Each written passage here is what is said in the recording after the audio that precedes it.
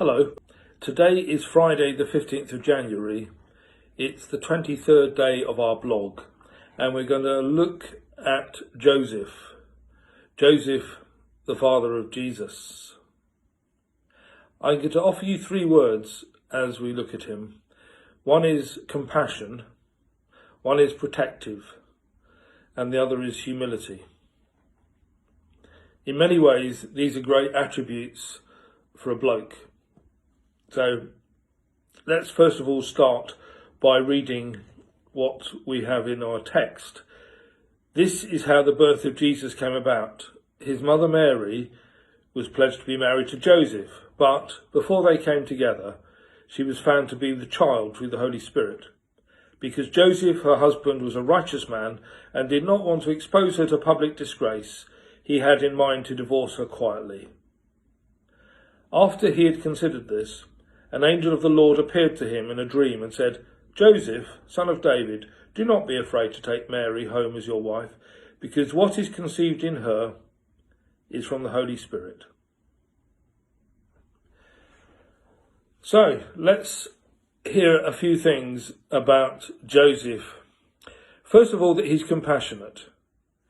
When he heard that his wife-to-be had got herself pregnant prior to their marriage, he decided to put her aside quietly. He didn't want to do so in a way that was going to publicly embarrass her. He clearly cared for Mary, but he was embarrassed and he was just going to quietly deal with it and sort it out. But he wasn't going to be married to her. But that's what triggered an angelic visitation. And an angel came and told him the real story. And as a result, Joseph was okay about being with Mary. So number one, Joseph is compassionate. Number two, he's protective. By the way, in the wider Christian traditions of Anglicanism based on Catholicism and Orthodoxy, Joseph in the literature is often seen to be the protective parent.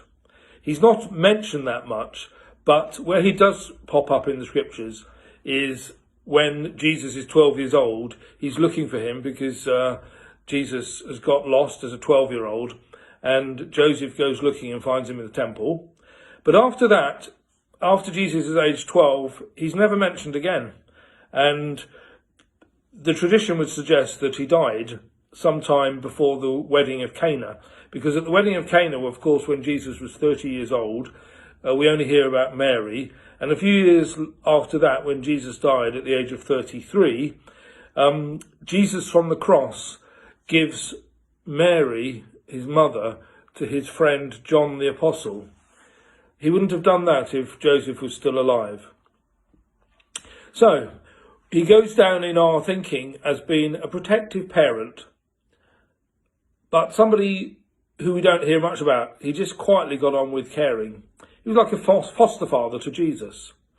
As in her book, Paula Gooder says he's dad, not dad. In other words, he's dad with a small d, not dad with a big D. Dad with a big D, of course, is God the Father.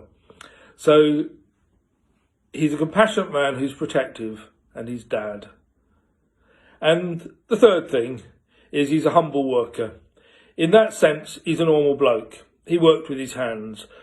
Most people think that Joseph was a carpenter, but the greater attention to the Greek would suggest that the Greek words suggest that he's a highly skilled craftsman, which could be of wood or it could be of metal. But there we are, a down-to-earth guy who was compassionate and protective and humble. Maybe he's a model for many of us in our lives today, just to get on with it, to be protective and to be kind.